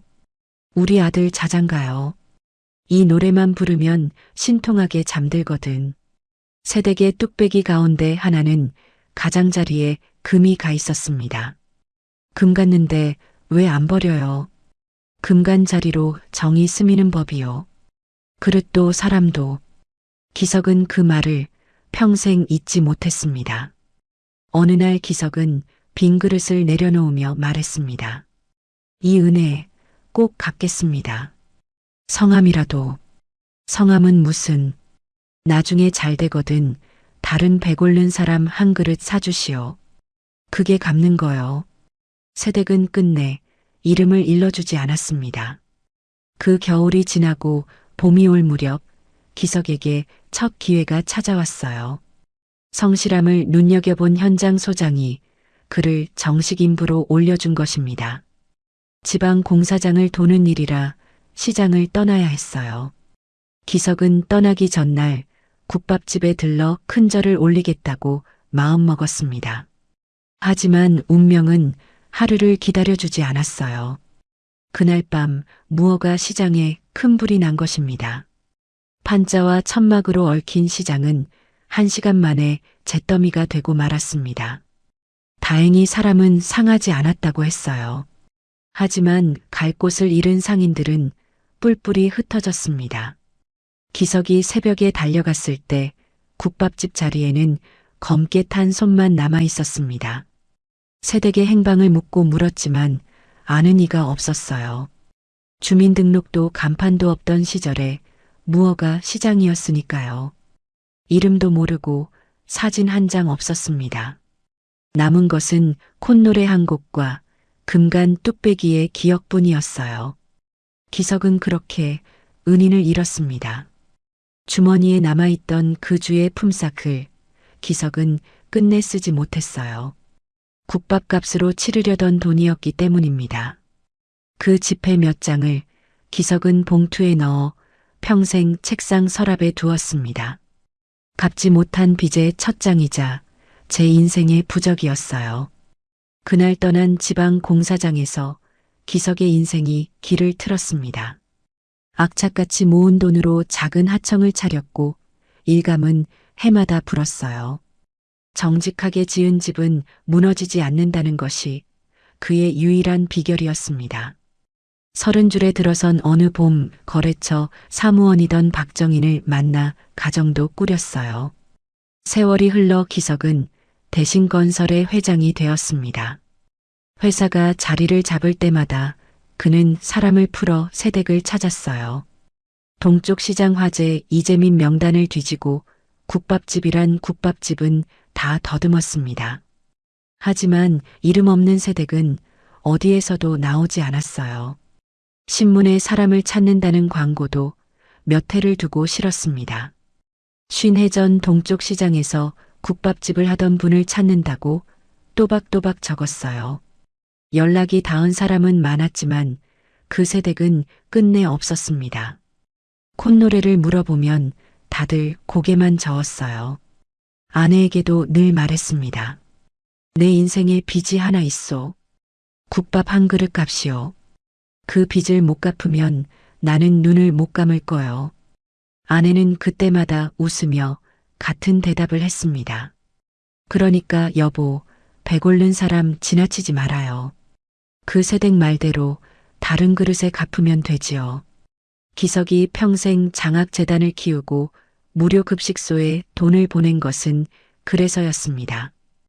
회사 구내식당에 밥값을 받지 않은 것도 같은 마음이었어요. 하지만 다른 그릇에 아무리 갚아도 가슴속 빈 뚝배기는 채워지지 않았습니다. 하지만 정작 그 세댁에게는 끝내 한 그릇도 갚지 못했어요. 꿈속의 국밥집에서 세댁이 등을 보인 채 국솥을 젓고 있었습니다.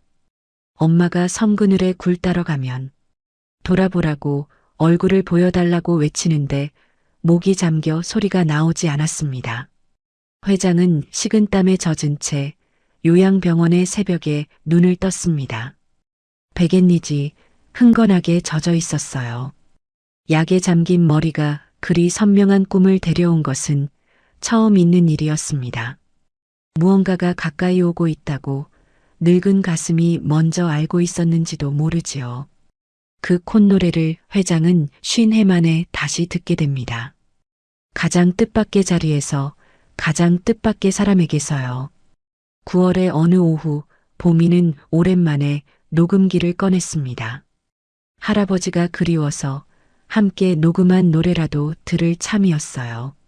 노란 단추를 누르자 낯선 소리가 흘러나왔습니다. 풀벌레 소리, 매미 소리, 그리고 어른들의 낮은 목소리.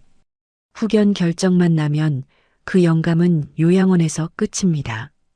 보미는 깜짝 놀라 단추에서 손을 뗐습니다. 공원에서 들었던 그 무서운 말들이 고스란히 들어 있었던 것입니다. 할머니, 이거 들어봐. 국솥을 젓던 말순이 행주의 손을 닦으며 다가왔습니다. 좁은 단칸방에 낯선 남자의 목소리가 울려 퍼졌습니다.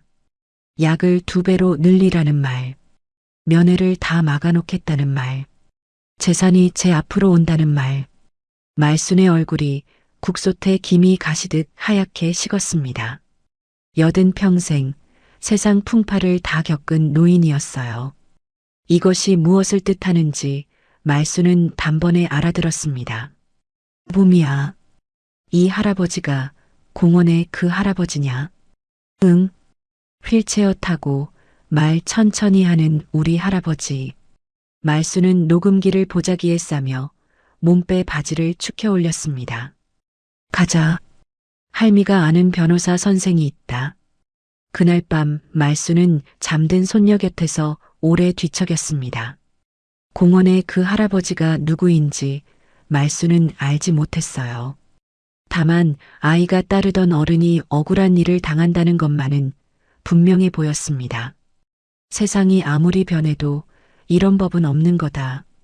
이튿날 아침 말순은 국솥의 불을 일찍 껐습니다. 50해 장사의 가게 문을 제 손으로 닫은 것은 손에 꼽는 일이었어요. 시장 상가를 도와주던 법률지원단의 사무실이 마침 시장 어귀에 있었습니다. 지원단의 젊은 변호사는 녹음을 듣자마자 어디론가 급히 전화를 걸었습니다. 단장님, 지금 바로 들으셔야 할 게 있습니다. 그 전화를 받은 사람이 바로 민영재였습니다. 시장 지원단을 꾸린 사람이 다름 아닌 회장의 변호사였으니까요.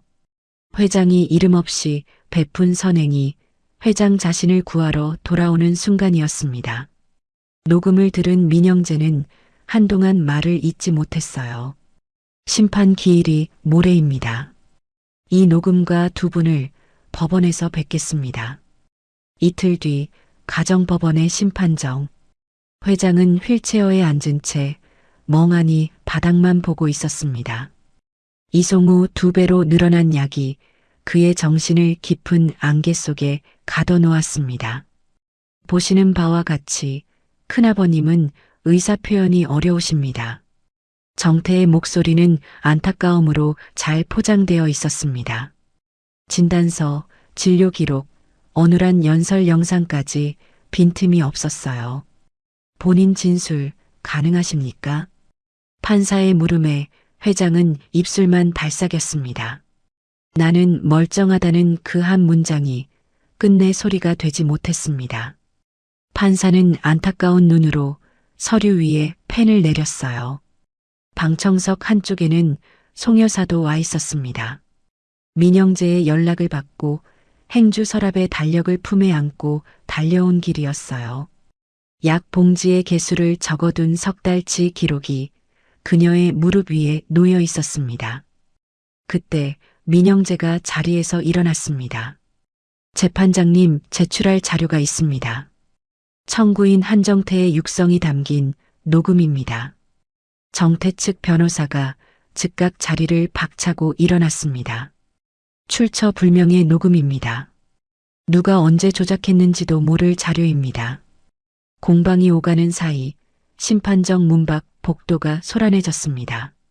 대기실에 앉아 있어야 할 보미가 어른들 틈을 빠져나온 것이에요. 판사님, 이거 한 번만 들어보세요.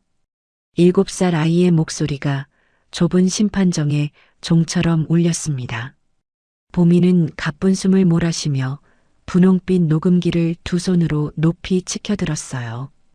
판사의 펜이 서류 위에서 우뚝 멈췄습니다. 어린아이가 어딜 들어와. 당장 데리고 나가요. 정태가 낯빛을 바꾸며 소리를 질렀습니다. 하지만 보미는 한 발짝도 물러서지 않았어요. 법원 경위가 달려왔지만 판사가 손을 들어 막았습니다. 우리 할아버지는 아픈 게 아니에요. 제가 그 자리에 있었어요. 공원에서 제가 다 들었어요. 멍하던 회장의 눈동자가 그 목소리에 처음으로 흔들렸습니다. 보미야. 갈라진 목소리로 아이의 이름을 부르며 회장은 떨리는 손을 뻗었어요. 판사는 잠시 침묵하더니 천천히 말했습니다. 재생을 허락합니다. 민영재가 노란 단추를 눌렀습니다. 풀벌레 소리에 이어 정태의 목소리가 흘러나왔어요. 예, 원장님. 내일 오후에 모시고 갑니다. 약이요? 들어가면 2배로 늘리세요. 어차피 확인할 사람도 없습니다. 후견 결정만 나면 그 영감은 요양원에서 끝입니다. 재산이야 어디 가겠습니까? 다 제 앞으로 오게 되어 있습니다. 녹음이 흐르는 동안 회장의 등이 조금씩 펴졌습니다. 안개 속에서도 또렷하게 들리는 제 조카의 목소리였어요. 설마가 사실이 되는 소리를 회장은 눈을 감은 채 들었습니다. 심판정이 얼음물을 끼얹은 듯 조용해졌습니다. 정태의 얼굴에서 안타까움의 가면이 소리 없이 흘러내렸어요. 조작입니다. 저런 말을 한 적이. 계속 들어보시지요. 민영재는 단추에서 손을 떼지 않았습니다. 녹음은 거기서 끝나지 않았어요. 테이프가 이어지며 이번에는 아이의 맑은 노랫소리가 흘러나왔습니다. 엄마가 섬그늘에 굴 따러 가면, 그리고 그 뒤로 느리지만 또렷한 노인의 목소리가 이어졌어요. 봄이야, 노래 자랑 1등 해라. 같은 기계에 담긴 같은 공원의 기록이었습니다. 조작이라는 말이 설 자리를 잃는 순간이었어요. 7살과 74이 나눈 우정이 그대로 증거가 된 것입니다. 방청석 어디선가 훌쩍이는 소리가 새어나왔습니다. 판사는 펜을 내려놓고 정태를 오래 바라보았어요. 청구인은 답변을 준비하세요.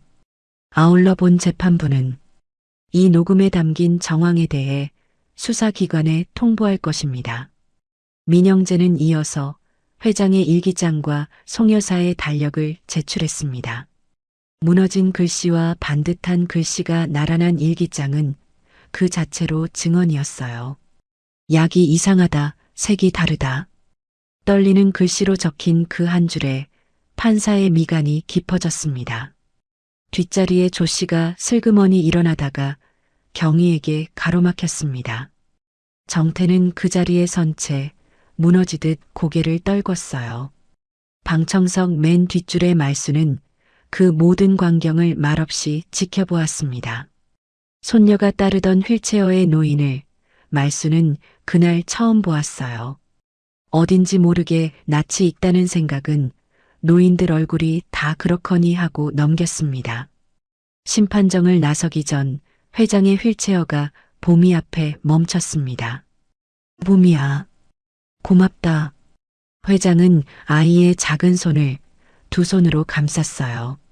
주름진 손등 위로 참았던 눈물이 뚝뚝 떨어졌습니다. 그 모습을 지켜보던 보미가 회장의 무릎에 얼굴을 묻었습니다. 할아버지, 인제 안 갇혀도 돼요? 그래, 보미 덕분이다. 성년후견 청구는 그날로 사실상 무너졌습니다. 민영재는 그 길로 회장의 약과 진료 기록 전부를 큰 병원에 의뢰했어요. 요양병원이 아니라 본가로 모시겠다는 서류에 판사도 고개를 끄덕였습니다. 하지만 회장에게는 아직 알지 못하는 일이 하나 남아 있었어요.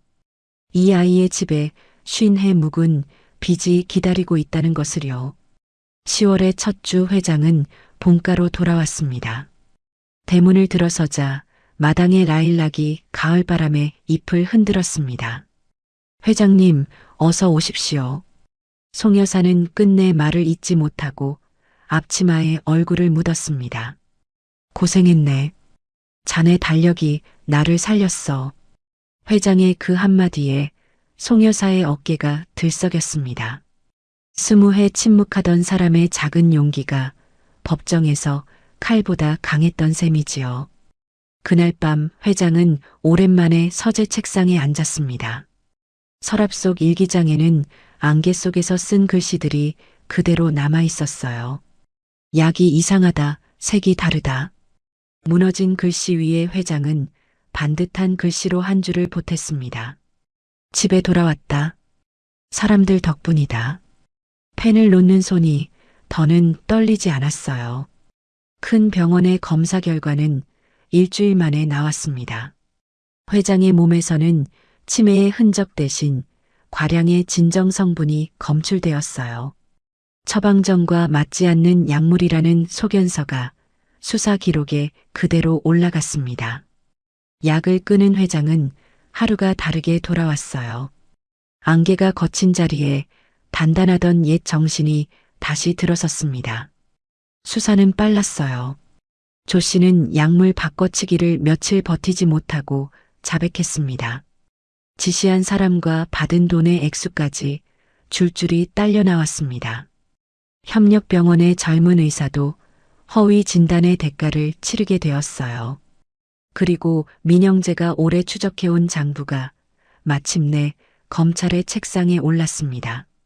정태가 회사 돈에 손을 댄 흔적은 생각보다 깊었어요. 무리한 투자로 진 빚을 메우려고 3년에 걸쳐 회사 돈을 빼돌린 것이었습니다. 횡령의 사문서 위조, 그리고 약물 사건까지. 정태는 구속되던 날까지도 같은 말을 되풀이했습니다. 큰아버님을 위해서였습니다. 그 말은 이제 아무도 믿지 않는 주문이 되어 있었습니다. 고소장에 서명하던 날 민영재가 조심스럽게 물었습니다. 엄벌 탄원서도 준비할까요? 회장은 펜을 내려놓으며 고개를 저었습니다. 법대로만 해주게. 더도 말고 덜도 말고. 죄는 법이 셈하고 정은 사람이 셈하는 걸세. 회장의 셈법은 그것으로 끝이었습니다. 다만 한 가지를 민영재에게 더 부탁했습니다. 정태 처자식들 사는 것은 들여다봐주게. 죄는 아비가 지었지 아이들이 지은 게 아니니. 원망보다 깊은 곳에서 나온 그 말에 민영재는 말없이 고개를 숙였어요. 한 달쯤 지난 어느 날 회장은 구치소로 면회를 갔습니다. 수의를 입은 정태는 큰아버지의 얼굴을 똑바로 보지 못했습니다. 여기까지 어떻게 온 거냐? 회장의 물음은 길이 아니라 인생을 묻고 있었습니다. 정태는 한참 만에 갈라진 목소리로 답했습니다. 빚이 사람을 이렇게 만들었습니다. 아니다. 빚은 나도 젊어서 졌었다. 회장은 천천히 그러나 또렷하게 말했습니다. 나는 그때 국밥 한 그릇을 얻어먹고 평생을 갚으며 살았다. 너는 다 가지고도 더 가지려다 일이 됐구나. 내 아버지 보기 부끄럽지 않게 살 거라. 면회 시간이 끝나고 정태는 처음으로 소리내어 울었습니다. 그 울음이 뉘우침인지 원망인지는 세월만이 알 일이었어요. 구치소를 나서는 회장의 발걸음이 유난히 무거웠습니다.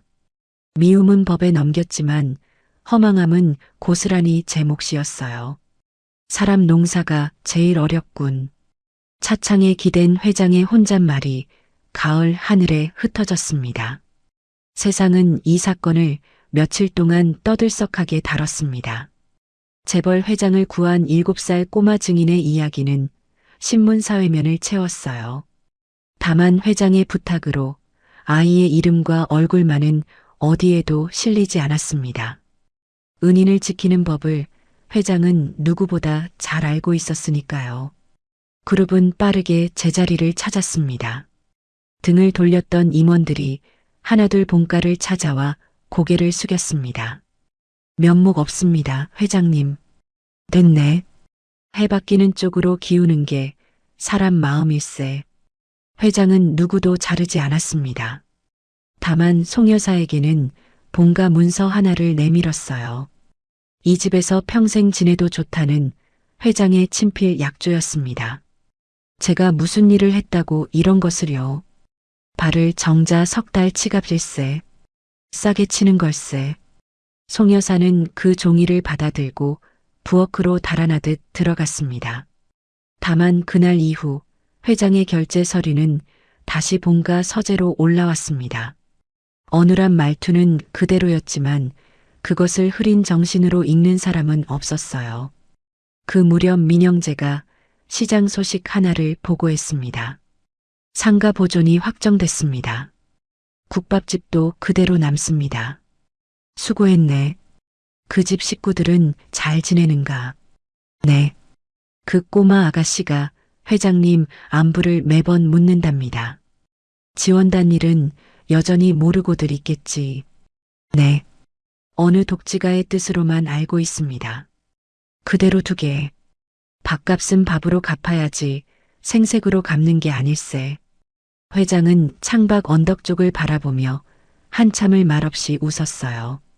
재활도 다시 시작되었습니다. 회장은 매일 아침 마당에서 지팡이를 짚고 걸음을 연습했어요. 넘어지면 송 여사가 달려오기 전에 제 손으로 지팡이를 고쳐 짚었습니다.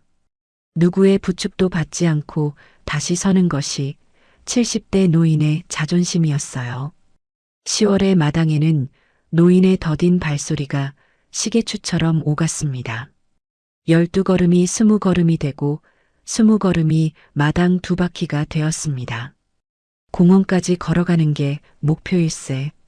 송 여사가 끓여온 차를 받으며 회장은 오랜만에 소리내어 웃었어요. 그 웃음의 끝에 문득 한 생각이 스쳤습니다. 법정에서 제 무릎에 얼굴을 묻던 그 작은 옹기였어요. 재판이 끝난 뒤 경황이 없어 제대로 인사도 차리지 못했습니다. 민영재를 통해 안부만 전했을 뿐 얼굴을 본 지 한참이었어요. 양육원이며 장학금이며 거창한 보답들이 먼저 머리에 떠올랐습니다. 하지만 회장은 이내 고개를 저었어요. 7살 친구에게 갚는 법은 그런 것이 아니었습니다.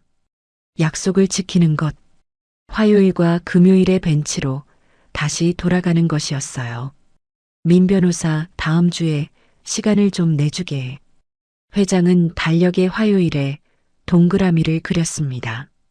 선물은 과일 한 상자면 족하다고 회장은 생각했어요. 요란한 보답은 그 집의 고요한 살림에 외려 짐이 될 터였습니다. 그저 국밥 한 그릇을 시켜 먹고 보미의 노래나 실컷 들을 참이었어요. 그 아이 집에 인사를 가야겠네. 그 걸음이 쉰 해 묵은 빛 앞에 닿으리라고는 회장은 꿈에도 알지 못했어요.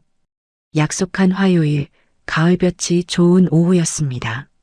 민영재의 차가 시장 어귀에 서고 회장이 지팡이를 짚고 내렸어요. 다른 손에는 과일 상자가 정성스레 들려 있었습니다. 제가 들겠습니다, 회장님. 아닐세. 인사하러 가는 길은 빈손도 제 손이어야 하네. 좁은 시장 골목은 발 디딜 틈 없이 정겨웠습니다. 어물전의 비린내와 전집의 기름 냄새가 코끝에서 번갈아 인사를 건넸어요. 50해 전에 그 골목과는 다른 자리인데 어딘가 닮아 있었습니다. 회장의 걸음이 저도 모르게 느려졌어요. 시장 사람들은 지팡이 짚은 노인에게 스스럼 없이 길을 내주었습니다. 고등어 한 손 사가라는 외침도 맛보고 가라는 손짓도 따라왔어요. 신문에 났던 그 회장님인 줄은 아무도 알아보지 못했습니다. 값비싼 양복 대신 늙은 카디건 차림이었으니까요. 말순국밥이 저기 보입니다. 골목 끝 김이 모락모락 오르는 작은 가게였습니다. 낡았지만 정갈한 간판 아래 솥에서 뽀얀 김이 피어오르고 있었어요. 가게 앞에는 단발머리 아이가 쪼그려 앉아 그림을 그리고 있었습니다. 봄이야. 아이가 고개를 번쩍 들었습니다. 할아버지. 봄이는 크레파스를 내던지고 화살처럼 달려와 안겼습니다. 걸어왔어요? 휠체어는요? 다리 다 나았어요? 쏟아지는 질문에 회장은 그저 아이의 머리만 쓰다듬었습니다. 내 덕분에 다 나았다. 그때였습니다. 가게 안쪽 주방에서 낮은 콧노래가 흘러나왔어요. 엄마가 섬그늘에 굴 따러 가면 회장의 지팡이가 바닥에서 우뚝 멈췄습니다. 국솥의 김 너머로 등을 보인 채 국자를 젓는 작은 노인이 보였어요. 50해 동안 꿈에서만 보던 바로 그 뒷모습이었습니다. 아기는 잠을 곤히 자고 있지만 콧노래는 이어지고 회장의 심장이 거세게 뛰기 시작했습니다. 꿈에서는 번번이 무너지던 풍경이 눈앞에서 또렷하게 살아있었습니다. 약 기운이 가둬두었던 기억의 문이 노랫소리에 활짝 열렸어요. 설마 하는 사이에 다리가 먼저 가게 안으로 들어섰습니다. 인기척에 말순이 천천히 돌아보았습니다. 어서 오시오. 한 그릇 하시겠소? 50해 전과 똑같은 무뚝뚝하고 따뜻한 말투였습니다. 회장의 눈이 가게 안을 천천히 더듬었습니다. 선반 위에는 금이 간 뚝배기 하나가 버려지지 않은 채 놓여 있었어요.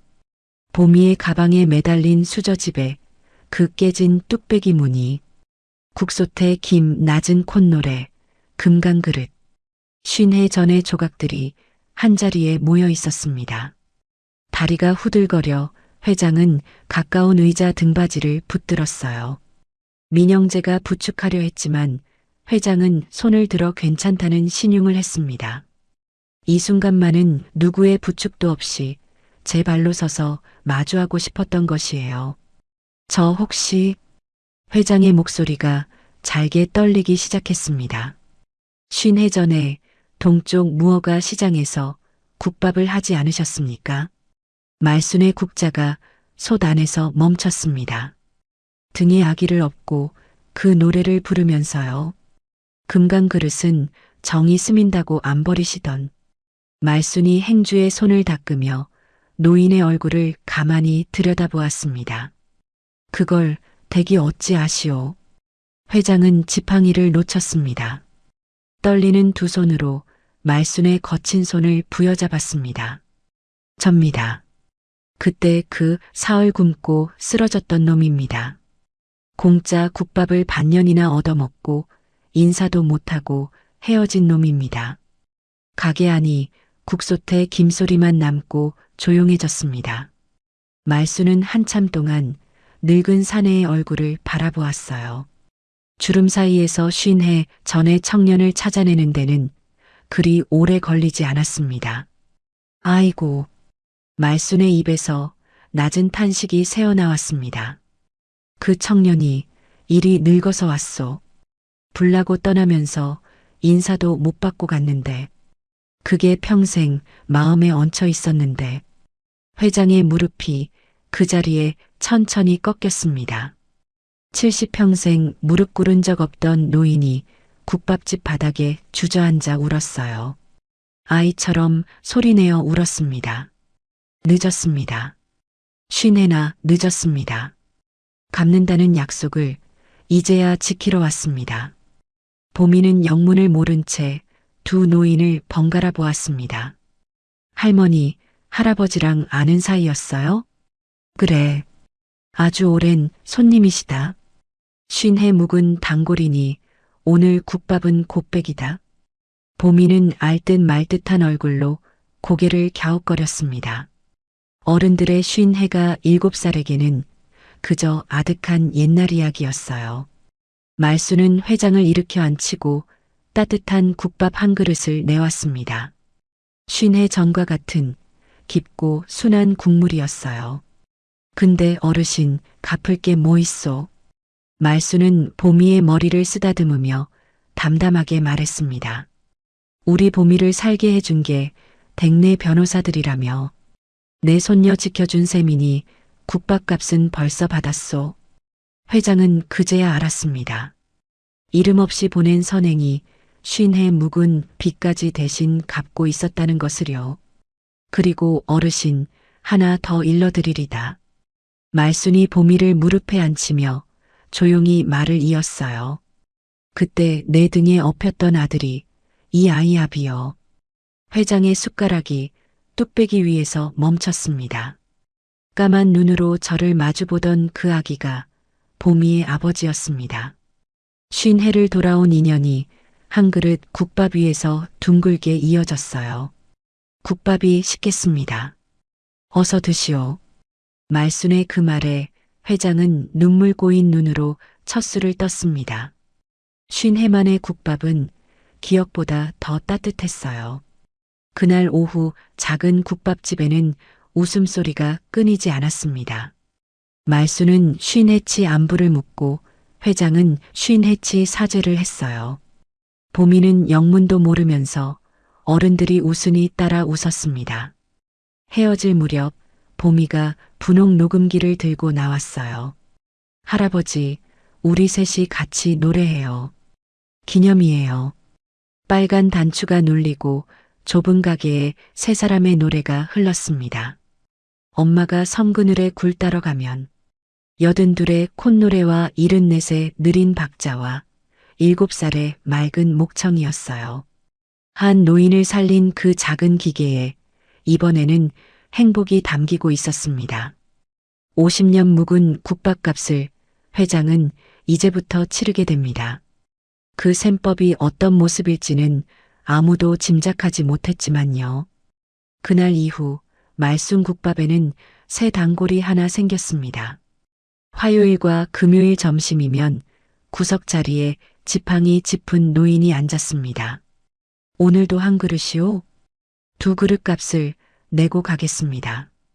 회장은 매번 한 그릇을 먹고 2그릇 값을 놓고 갔습니다. 말순이 눈을 흘기면 회장은 시치미를 떼고 창밖만 보았어요. 50해 밀린 국밥값을 노인은 그렇게 제 방식으로 갚아 나갔습니다. 어떤 날은 민영재가 동행했고 어떤 날은 송여사가 따라 나섰습니다. 본가 식탁보다 시장 국밥집 구석 자리가 회장에게는 더 편해졌어요. 회장님 얼굴이 요즘 10년은 젊어지셨습니다. 민영재의 말에 회장은 국물을 한술 뜨며 답했어요. 좋은 국밥을 먹으면 사람이 순해지는 법일세. 겨울이 가고 가게에는 작은 메뉴판 하나가 더 붙었습니다. 새댁 한 그릇. 주머니가 빈 사람은 누구든 말없이 먹고 갈 수 있는 국밥이었습니다. 값은 어느 독지가가 미리 다 치러 두었다고 했습니다. 나중에 잘 되거든 다른 배골른 사람 한 그릇 사주시오. 50해 전 새댁의 그 말이 마침내 같은 자리에서 이루어진 것입니다. 말수는 그 메뉴판을 볼 때마다 못 이기는 척 콧노래를 불렀습니다. 어느 비 오는 날에는 젖은 작업복에 젊은이가 머뭇거리며 들어왔어요. 말수는 묻지도 않고 김이 오르는 뚝배기부터 내밀었습니다. 먹어요. 돈은 됐으니. 50해 전과 똑같은 그 말이 같은 자리에서 다시 태어났습니다. 구석자리의 회장은 그 광경을 보며 조용히 눈시울을 붉혔어요. 시장 골목도 제자리를 지켰습니다. 보존이 확정된 골목에는 새 손님들의 발길이 늘었어요. 말순국밥의 간판은 낡은 그대로 다시 걸렸습니다. 새 간판을 해주겠다는 회장의 말에 말수는 고개를 저었습니다. 이름값은 간판이 아니라 국으로 하는 거요. 회장은 그 고집 앞에서 두 손을 들고 웃었습니다. 이듬해 본가 마당에 라일락이 다시 피었습니다. 보랏빛 향기 아래로 작은 손님들이 초대를 받았어요. 말순과 보미가 처음으로 회장의 집 마루에 앉은 날이었습니다. 집이 참 좋소. 근데 우리 가게보다 좀 휑하오. 말순의 말에 송 여사가 웃음을 터뜨렸습니다. 그날 마당에서는 가마솥 가득 국밥이 끓었어요. 말순이 국자를 잡고 송 여사가 거들고 보미가 수저를 놓았습니다. 빈집이던 마당에 사람 사는 냄새가 가득 찼습니다. 여보, 빈집에 혼자 있지 말아요. 아내의 그 말이 이제야 온전히 이루어진 셈이었습니다. 보미는 초등학교에 들어갔습니다. 회장은 입학식 날 맨 뒷줄에서 휠체어 대신 두 다리로 서서 박수를 쳤어요. 독지가의 장학금이 아이의 앞날에 닿아 있다는 것은 여전히 비밀이었습니다. 공부보다 노래를 좋아하는 것은 변함이 없었어요. 입학 선물로 회장은 고민 끝에 새 크레파스 한 통을 골랐습니다. 값비싼 것을 들이밀지 않는 법을 이제는 알고 있었기 때문이에요. 구치소의 정태에게서는 이따금 편지가 왔습니다. 잘못을 셈하는 데에도 시간이 필요한 모양이었어요. 회장은 답장 대신 책 몇 권을 들여보냈습니다. 계절은 그렇게 국밥집의 김처럼 순하게 흘러갔어요.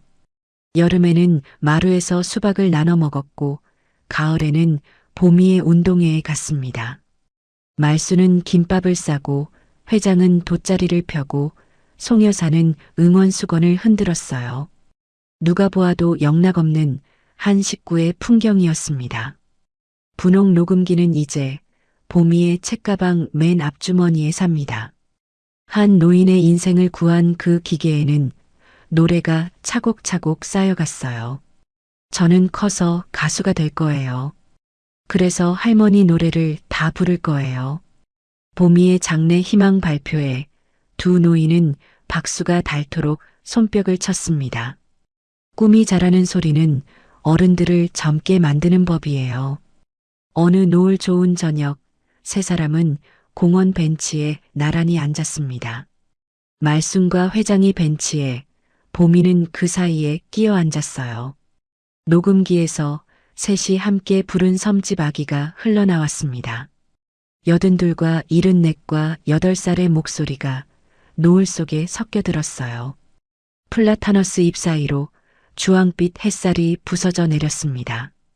바람이 불 때마다 나뭇잎 그림자가 세 사람의 어깨 위에서 함께 일렁였어요. 지나가던 동네 노인들이 그 모습을 보며 빙그레 웃었어요. 새댁, 그때 그 국밥 한 그릇이 나를 평생 살게 했습니다. 별 말씀을. 어려운 시절엔 다들 그리 살았소. 말수는 대수롭지 않게 받았지만 입가에는 웃음이 번져 있었습니다. 금이 간 뚝배기는 버려지지 않고 더 깊은 정을 담는 그릇이 되었어요. 사람의 인연도 꼭 그와 같았습니다. 한 그릇의 온기는 50해를 돌아 베푼 사람의 가장 추운 날에 닿았지요. 오늘 당신이 건넨 작은 온기도 머지않아 꽃이 되어 돌아올 거예요. 오늘 이야기는 창작된 드라마였습니다. 지금까지 꽃자리 사연이었습니다.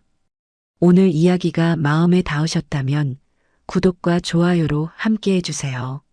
그리고 당신의 따뜻한 사연도 댓글로 들려주시면 좋겠습니다.